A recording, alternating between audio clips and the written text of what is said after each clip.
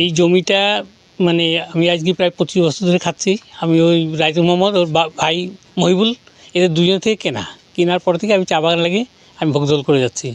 এখন হঠাৎ বলছে যে আমার পাট্টা আছে, একটা ফলস পাট্টা বানিয়ে নিয়ে এসছে, এনে এই জমিটা দখল করার চেষ্টা করছে। কতটা জমি? জমি প্রায় 30-32 শতক। কোন ফসল আছে? চা। এই 25 বছর ধরে হ্যাঁ, আমি করে যাচ্ছি।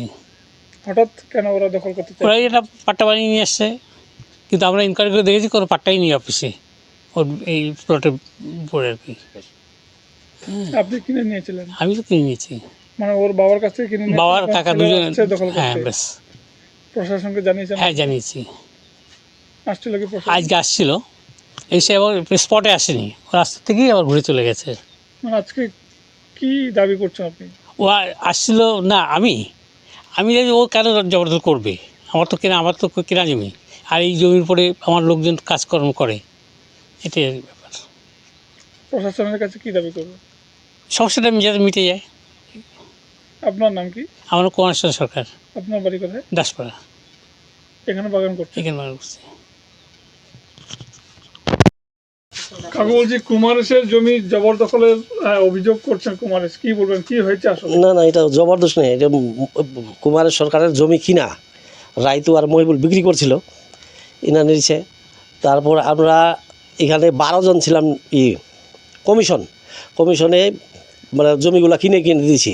কিনে দেওয়ার পরে এরা বাগান লাগালো। তারপরে আমি ওইখান থেকে মানে এখানে স্টাফে কাজ করি, লেবারগুলো আছে, তখন থেকে আমরা কাজ করি। বাগানটা এর কবুদার, ওটাও মানে ওই 30 শতক জমি, ওটাও মানে বাগান আছে, ওই 25 বছর ধরে খাচ্ছে। আমরা এখানে দেখাশোনা করি। এখন মজেরুল ওসে বলে আমার জমি, একটা পাট্টা নিয়ে আসছে, সে মালিক আমাদের চপরা গিয়ে বিএলআর অফিস থেকে যে কাগজটা উঠাই নিয়েছে, দেখছি ফস। এটা থানায় অবজেকশন হয়েছিল। আজকে ফের আবার 9টার সময়, 9টা সাড়ে 9টার সময় এখানে দারগা আসলো। আমরা বাড়িতে ছিলাম না, বাইরে ছিলাম, শুনে আসলাম। এখন আসে দেখছি দারগার নাই, দেখছি ওই রাস্তায় বসে আছে, দাঁড়ায় আছে গাড়ি নিয়ে। এবার একটা লোক পাঠাই দিলাম যে আজকে আসতে বলো, এটি স্পটে দেখাশোনা হয়ে যাক, ইনকোয়ারিটা হয়ে যাক, কিন্তু আসবে না এখানে। ওইখান থেকে কি হলো না হলো চলে গেল। কতটা জমি? জমি 30 শতক। এই জমিটা কোথায় রয়েছে? জমিটা এটা এই ঘরের পিছনে, পূর্ব দিকে। জায়গাটা কোথায়? এটা তিলক গছ। আচ্ছা, আপনি তখন ছিলেন যখন কিনা বেচা হয়? হ্যাঁ, আমি ছিলাম আগাগোড়া থেকে, 12 জন লোক ছিলাম। রায়তু কি বিক্রি করেছে? বিক্রি করেছে সে ইটাও আছে। এখন কারা আসছে এখানে দখল করতে? ওর ছেলে মজেরুল। উনি কি বলছেন বা কেন দখল করতে আসছেন? ও বলছে আমার একটা পাট্টা আছে। এখন পাট্টাটা ঠিক আছে, পাট্টাটা মালিক আমাদের যা চপরায় দেখলো যে পাট্টাটা ফস, কোনো পাট্টারই নেই। আপনি কি এই বাগানের শ্রমিক আছেন? না, আমি শ্রমিক ছিলাম, কিন্তু এখন আমি ওই স্টাফে কাজ করি, দেখাশোনা করি সবার এই বাগানে। আপনার নাম কি? খয়রুল ইসলাম। আপনার বাড়ি কোথায়? তিলক গছ। বাগানটা তো অ্যাকচুয়ালি কুমারের চালায়, বুঝলেন। ওখানে 33 শতক জমি নিয়ে একটা ঝামেলা চলতেছে। জমিটা অ্যাকচুয়ালি ওর বাবা মহিবুল এবং রায়তু, ওই মজের বাবা, ওরা কিন্তু দুই ভাই মিলে একটা স্ট্যাম্প লিখিত দিয়ে বিক্রি দিয়েছে। এবার আমার প্রশ্ন, জমিটা হট করে 25 বছর কিন্তু গাছ লাগানো হলো ওদের, 25 বছরে বাগান চালাচ্ছে, এবং এলাকার পরিস্থিতি প্রচণ্ড খারাপ। বড় বড় কোম্পানি কিন্তু ছাড়ে চলে যাচ্ছে। তারপর দাসপাড়া থেকে আসে, ওরা বাঙালি হোক আর হিন্দু হোক, জাতপাত নিয়ে বলছি না, একজন বাঙালি আসে একটা বাগান চালাচ্ছে, এখানে কিন্তু 10 জন শ্রমিক কাজ করে খাচ্ছে। বাগানের পরিস্থিতি বুঝতে পারছেন, বড় বড় কোম্পানিও চালাতে পারছে না, তার মধ্যে কিন্তু 10 জন শ্রমিক এখানে কাজ করে খায়, একজন স্টাফও আছে। এর মধ্যে ওর একটা জাল মানে পাট্টা বানাইছে। আমার প্রশ্ন এই জায়গায় যে পাট্টাটা হয়ে গেল, জমিটা 25 বছর হয়ে গেল, এর আগেও তো ঢুকতে পারতো। হট করে পাট্টা হয়েছে জাল বলে, আমি এটা বিষয় নিয়ে বসি থানায়, ডেটও হয়ে গেছে, এটা পাট্টা তুলেছে, অফিসে একটা স্টেটমেন্ট দিয়েছে, ওই দাগ এখনও ফেরেন ভেস পড়ে আছে, কিন্তু এনে জোর দখল করতেছে। তবে এই নিয়ে আমি বলছি যে বাগানে সকালে কাজ করতে গেছিলো, ওর শ্রমিক মানা করতে গেছে, ওর যে বারণ কথা মানেনি, তারও পুলিশকে এফআইআর করেছে কুমারের সরকার।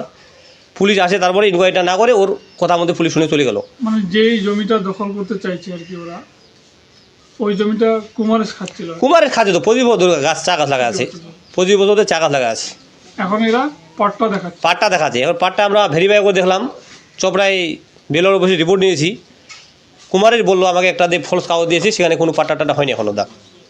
এখন তো দালাল বুঝতে পারছে এলাকায়, বেলোর অফিস সকাল বিকাল হচ্ছে, এখন টাকা দিলে এদের, উবালে টাকা দিলে ওদের, এই একটা ফলস কাগজ বেঁধে আর কি কিছু দালাল নিয়ে ঘুরে বেড়াচ্ছে। কি বলবেন প্রশাসনের কাছে, কি দাবি রাখবেন? আমি প্রশাসনের দাবি এটাই, জমিটা ভেরিফাইকে দেখেন। আপনার এটা প্রশাসন বিরাট একটা ভুল করলো। একটা এখানে সমস্যা হলো, অভিযোগ করলেন, কিন্তু পুলিশকে আসা দরকার ছিল মাঠে যাওয়ার। পুলিশ সে না করে মজের সাথে আর কি কয়েকজন দালালের কথা শুনে রাস্তা দিয়ে ঘুরে চলে গেল। পুলিশের এত গা ঢিলা কিসের? ওখানে যে একটা মানুষ মরে যেত, তখন দায় হতো কি? গ্রামের মেম্বার, আমার বাড়ির পাশেই বাগানটা, তখন আমাকে দেখো তো ওখানে কী করে মার্ডার হলো। সকালে গিয়েছিল তো কুমারের বারণ করতে গেছিলো, কুমারের শ্রমিক বারণ করতে গেছিলো যে ভাই বাগানটা একটা ডিসপুট আছে, আগে ফাইসাল হোক তারপরে কাজ করবেন। তারপরে মানলো না, কাজ করতেছে, তখন কুমারেশ থানায় দ্বারস্থ হতে বাধ্য হলো। পুলিশ আসলো, খুব ভালো পদক্ষেপ নিয়েছে পুলিশ আসে, কিন্তু পুলিশের এটা ভুল, আসে ওর সাক্ষাৎ না নিয়ে ওই মজলের সাক্ষাৎ নিয়ে চলে গেল, মাঠেও গেল না। এবং কুমারেশের একজন শ্রমিক গিয়েছিলো পুলিশকে ডাকতে যে স্যার একটু মাঠটা ইনকোয়ারি করে নিন। পুলিশ বললো আমি তোমার কথা মতো চলবো, এই কথাই। এই ঝামেলাটা কি পুরনো দিন নাকি? না না, মানে 20-25 দিন হলো ঝামেলার। এটা বটাবটি হয়েছে, ওই কাগজ ভেরিফাই করতে হচ্ছে, কাগজ সাপেক্ষে যে রাইট হবে সেই পাবে। এবং আমরা তো জানি যে পাট্টা জমি ভেস কুমারের জন 25 বছর ধরে আছে, ও কিন্তু হাঁটা যাচ্ছে না। একটা 25 বছর মানুষের একটা দক্ষতা আছে তো জমিটার। আপনার নাম কি? আমার নাম আমিজউদ্দিন, তিলকসের একজন মেম্বারের প্রতিনিধি।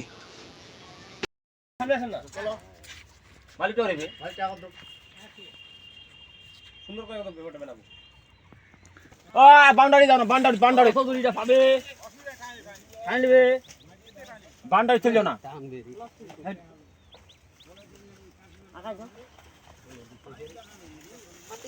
ওটা আমরা আগে যাবেন না, এই বাইরে মো ওই তো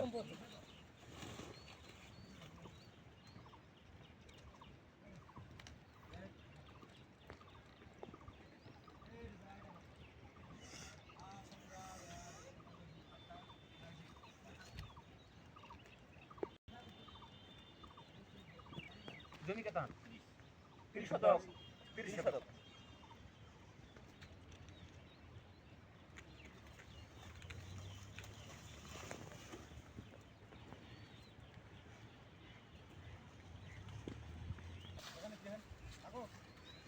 কাকুই পা দাঁড়া রইস জাল পাট্টা রিপোর্ট এটা দিই, এই পর্যন্ত আছে বর্তমানে।